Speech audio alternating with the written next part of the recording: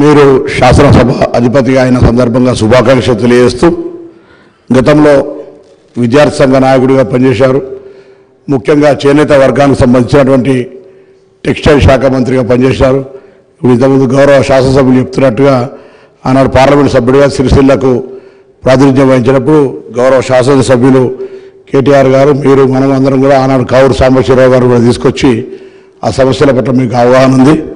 ఈరోజు కూడా ఒక బీసీ వెల్ఫేర్ మినిస్టర్గా సభలో మనందరి ఆకాంక్ష కూడా అట్టడి వర్గాలకు సంబంధించినటువంటి చేయూతనియాలి, వాళ్ళందరినీ పైకి తీసుకురావాలనే అంశం మీద మీరు కూడా ఆ వర్గాలకు సంబంధించిన ప్రతినిధిగా వాళ్ళ సమస్యలు తెలిసిన వ్యక్తిగా తప్పకుండా సభ చర్చలో దానికి అత్యంత ప్రాధాన్యత ఇవ్వాలని, బలైన వర్గాలకు సంబంధించి కావచ్చు, దళితులు, గిరిజనులు, మైనార్టీలకు సంబంధించిన అంశాలు వచ్చినప్పుడు వాటిని కొద్దిగా సానుకూలతగా చూసి మన ప్రభుత్వం ఏ ప్రభుత్వం ఉన్నా వాటికి ఎక్కువగా న్యాయం జరిగే విధంగా మీ యొక్క సభా కార్యక్రమాలను ముందుకు సభ్యులందరూ కూడా మార్గదర్శకత్వం చేయాలని ఆకాంక్షిస్తూ మేము ఎన్ఎస్సీఐ నాయకుడిగా ఈరోజు సభాపతి ఎదిగినటువంటి సందర్భంగా ఒక మాజీ ఎన్ఎస్సీఐ నాయకుడిగా మరొకసారి వ్యక్తిగతంగా కూడా హృదయపూర్వకంగా అభినందన తెలియజేస్తూ శాసనసభాపతిగా అందరినీ కూడా మా అందరికీ రక్షకుడిగా శాసనసభ లోపల ఒక శాసనసభ్యులు 3వ తెలంగాణ శాసనసభ్యుల గౌరవాన్ని పెంపొందించే విధంగా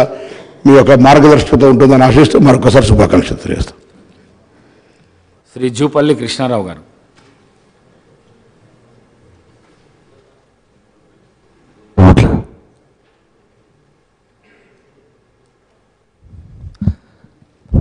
గౌరవ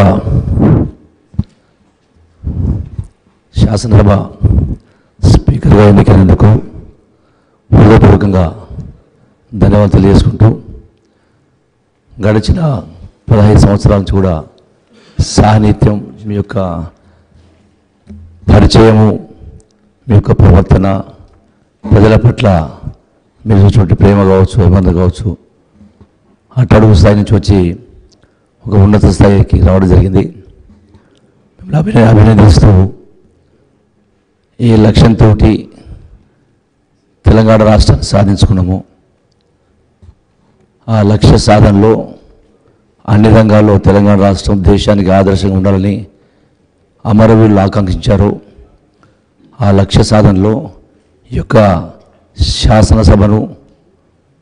శాసనసభ ఔన్నత్యాన్ని పెంచే విధంగా వ్యక్తిగత దూషణలకు వెళ్ళి ఈ యొక్క సభ యొక్క ఔన్నత్యాన్ని, గౌరవానికి భంగం కలగకుండా ఏది ఆలోచన చేసినా, ఎవరు మాట్లాడినా వ్యక్తిగతంగా కాకుండా ప్రజలే కేంద్ర బిందువుగా ఆలోచన చేసి ప్రజా సమస్యల పట్ల స్పందించే విధంగా దిశానిర్దేశం చేస్తూ మీకు ఒక గొప్ప పేరు వచ్చే విధంగా గతానికి భిన్నంగా కొన్ని సందర్భాలు జరిగినాయి, కొన్ని సంఘటనలు దాని భిన్నంగా ఈ యొక్క రాష్ట్ర శాసనసభ ఔన్నత్యం దేశానికి ఆదర్శంగా ఉండే విధంగా మీకు కీర్తి ప్రసిద్ధి తెచ్చే విధంగా ఉండాలని చెప్పిన భగవంతుడు ప్రార్థిస్తూ మరొకసారి 3వ పర్యాయం ఈ యొక్క శాసనసభ స్పీకర్గా ఎన్నికైన మీకు మరొకసారి హృదయపూర్వక ధన్యవాదాలు తెలియజేస్తూ సెలవు తీసుకుంటున్నాను. నమస్కారం. శ్రీ తలసాని శ్రీనివాస్.